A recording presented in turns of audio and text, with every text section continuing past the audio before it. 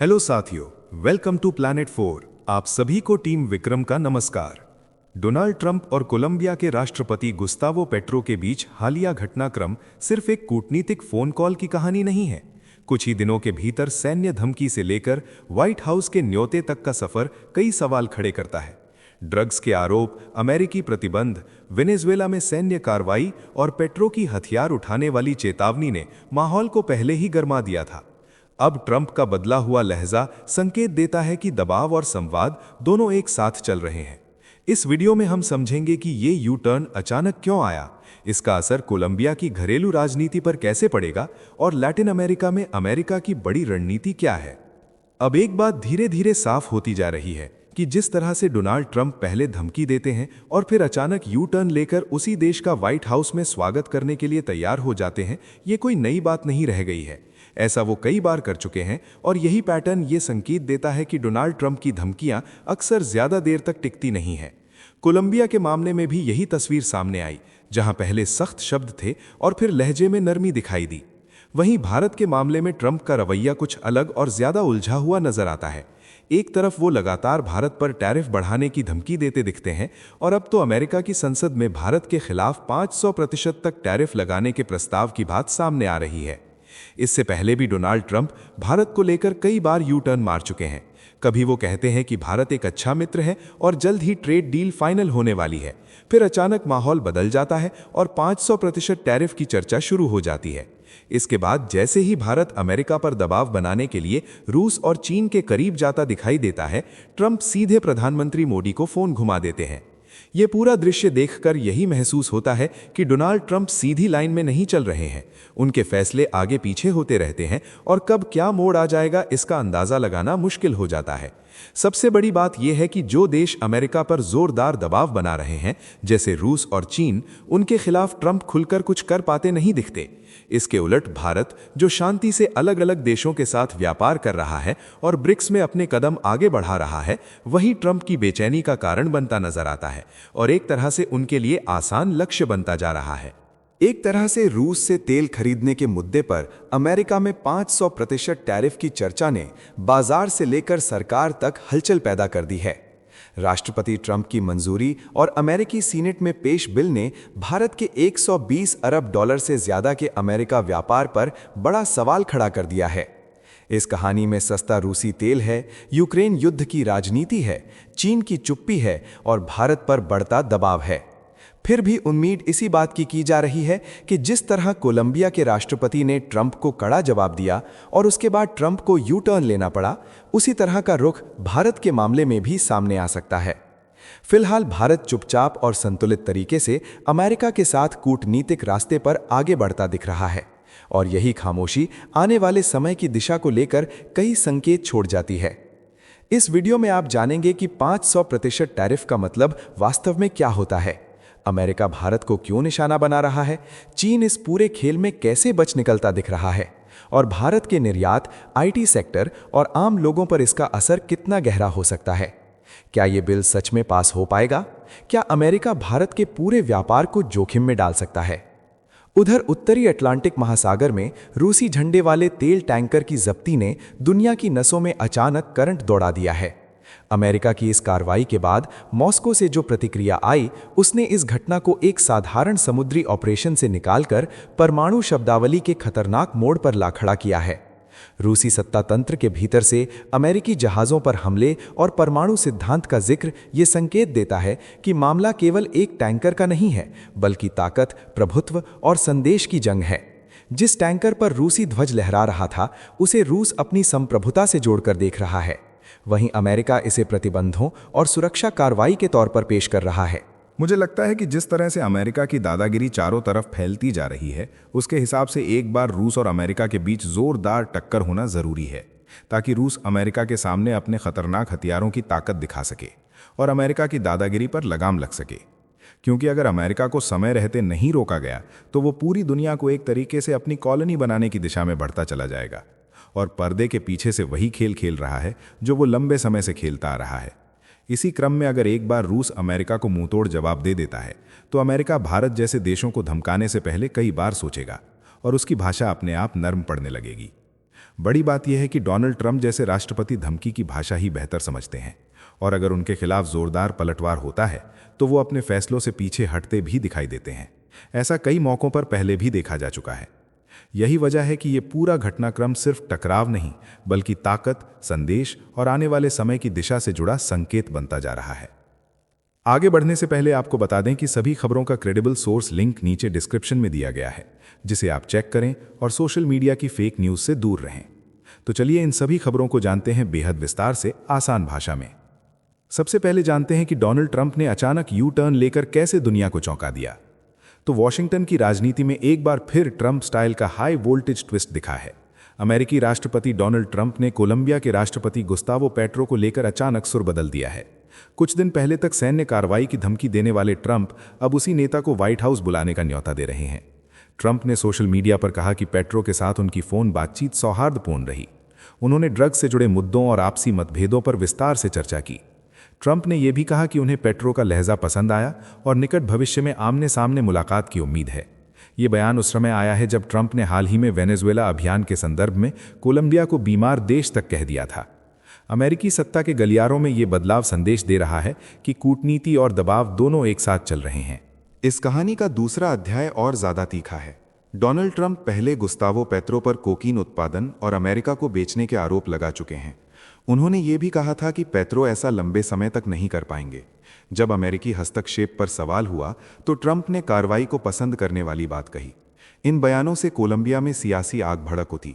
देश के पहले वामपंथी राष्ट्रपति पेट्रो ने सार्वजनिक रूप से कहा कि उन्होंने कभी हथियार न उठाने की कसम खाई थी, लेकिन देश की जरूरत पड़ने पर वे फिर हथियार उठाने को तैयार हैं। ये बयान उन्होंने एक तरीके से अमेरिका के खिलाफ दिया था। वेनेजुएला में अमेरिकी सैन्य कार्रवाई और राष्ट्रपति निकोलस मादुरो तथा उनकी पत्नी को न्यूयॉर्क ले जाने पर पेट्रो ने तीखी नाराजगी जताई थी। अमेरिका ने पेट्रो और उनके परिवार पर वित्तीय प्रतिबंध लगाए और कोलंबिया को ड्रग युद्ध में सहयोगी देशों की सूची से हटा दिया था। अब व्हाइट हाउस का निमंत्रण इस टकराव को नई दिशा दे रहा है। ये पूरा घटनाक्रम लैटिन अमेरिका में अमेरिकी रणनीति का आईना बन गया है। एक तरफ धमकी की भाषा है, दूसरी तरफ हाथ मिलाने का संदेश है। ट्रंप की ये पलटी बताती है कि दबाव और संवाद दोनों साथ साथ चलते हैं। कोलंबिया के लिए ये पल सम्मान और चुनौती दोनों लेकर आया है। पेट्रो के लिए व्हाइट हाउस बुलावा घरेलू राजनीति में ताकत भी दे सकता है। साथियों, आगे बढ़ने से पहले आप सभी को बता दूं कि दुनिया भर की 100 से ज़्यादा खबरें रोज शाम 9 बजे जी चिल्स चैनल पर एक साथ मिलती हैं। डिस्क्रिप्शन में लिंक मौजूद है। अब जानते हैं कि कैसे अमेरिका भारत के खिलाफ अब तक का सबसे बड़ा हमला करने जा रहा है और इसका क्या असर होगा। तो अमेरिका के राष्ट्रपति डोनाल्ड ट्रंप ने एक ऐसे प्रतिबंध विधेयक को हरी झंडी दी है जो रूस से तेल और यूरेनियम खरीदने वाले देशों की सांसें कस सकता है। रिपब्लिकन सीनेटर लिंडसे ग्राहम का दावा है कि यह द्विदलीय कानून अगले सप्ताह सीनेट में वोटिंग के लिए आ सकता है। इस विधेयक के तहत भारत और चीन जैसे देशों पर आयात शुल्क 500% तक बढ़ाने की शक्ति व्हाइट हाउस के हाथ में आ जाएगी। 500% टैरिफ का नाम सुनते ही बाजार से लेकर मंत्रालयों तक बेचैनी साफ दिखाई दे रही है। अमेरिकी तर्क यह है कि रियायती रूसी तेल की खरीद से मॉस्को की अर्थव्यवस्था को ऊर्जा मिल रही है। वॉशिंगटन के गलियारों में इसे आर्थिक हथियार की नई परिभाषा कहा जा रहा है, जहां टैरिफ अब सिर्फ व्यापार नहीं, रणनीति बन चुके हैं। भारत और चीन फिलहाल रूस से तेल खरीदने वाले सबसे बड़े देशों में शामिल हैं। अमेरिका का आरोप है कि ये खरीद यूक्रेन युद्ध को अप्रत्यक्ष समर्थन देती है।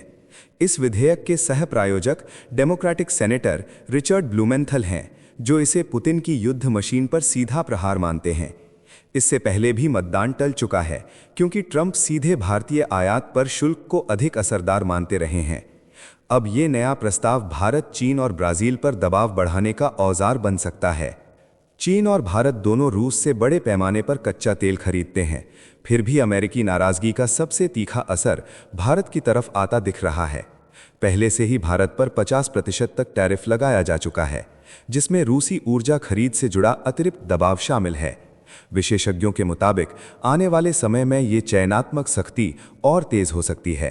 चीन को छेड़ने से अमेरिका बचता नजर आता है, क्योंकि वहां से दुर्लभ खनिजों की सप्लाई का जोखिम है।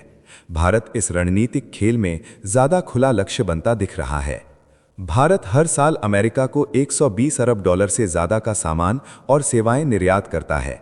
इसमें आईटी सेवाएं, फार्मा, कपड़ा, इंजीनियरिंग उत्पाद और कई उच्च मूल्य वाले क्षेत्र शामिल हैं। 500% टैरिफ का मतलब है कि ये पूरा व्यापार लगभग ठप हो सकता है। विशेषज्ञ मानते हैं कि ऐसा हुआ तो भारतीय निर्यातकों के लिए अमेरिकी बाजार बंद होने जैसा होगा। सेवाओं पर सीधा टैरिफ संभव नहीं है, लेकिन अमेरिकी कंपनियों पर भारत से सेवाएं खरीदने के भुगतान पर टैक्स लगाया जा सकता है। इससे आईटी सेक्टर पर गहरी चोट पड़ने की आशंका है। ये प्रस्ताव अभी कानून नहीं बना है, इसे अमेरिकी सीनेट से गुजरना होगा।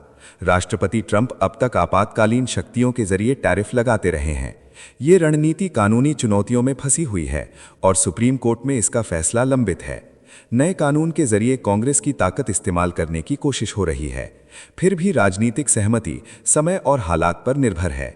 ये पूरा घटनाक्रम भारत के लिए एक गहरी रणनीतिक चेतावनी है। ऊर्जा सुरक्षा और भू राजनीतिक संतुलन के बीच संतुलन बनाना अब और कठिन हो गया है। एक तरफ सस्ता रूसी तेल भारतीय अर्थव्यवस्था को राहत देता है, दूसरी तरफ अमेरिका के साथ व्यापारिक रिश्ते करोड़ों नौकरियों और उद्योगों से जुड़े हैं। विशेषज्ञों का मानना है कि भारत को अपनी स्थिति को स्पष्ट और मजबूती से वॉशिंगटन तक पहुंचाना होगा। वैश्विक व्यापार का ये दौर नियमों से ज्यादा ताकत से चलता दिख रहा है। इस खेल में चुप्पी भी एक जोखिम बन चुकी है। अब समझते हैं कि जहाज जब्त होने के बाद रूस ने अचानक अमेरिका को परमाणु धमकी क्यों दिया। तो उत्तरी अटलांटिक महासागर में रूसी ध्वज वाले तेल टैंकर मरीनेरा की जब्ती ने वैश्विक राजनीति में बारूद भर दिया है। अमेरिकी तटरक्षक बल की कार्यवाही के बाद मॉस्को से सीधी चेतावनी आई है। रूसी राष्ट्रपति व्लादिमीर पुतिन के करीबी और रक्षा समिति के उपाध्यक्ष एलेक्सी जुरावलेव ने इसे समुद्री डकैती बताया। उनका कहना है कि जिस जहाज पर रूसी झंडा लहरा रहा हो, उस पर कब्जा रूस की संप्रभुता पर हमला है। बयान के साथ ही टारपीडो हमलों और अमेरिकी जहाज़ों को डुबोने की बात कही गई। ये पूरा घटनाक्रम उत्तरी अटलांटिक में बढ़ते टकराव की तस्वीर पेश करता है। जब्ती के वक्त टैंकर पहले बेला 1 नाम से जाना जाता था और लंबे समय से अमेरिकी निगरानी से बचता रहा था। अब ये घटना सीधी टकराव की ओर बढ़ती कहानी बन गई है।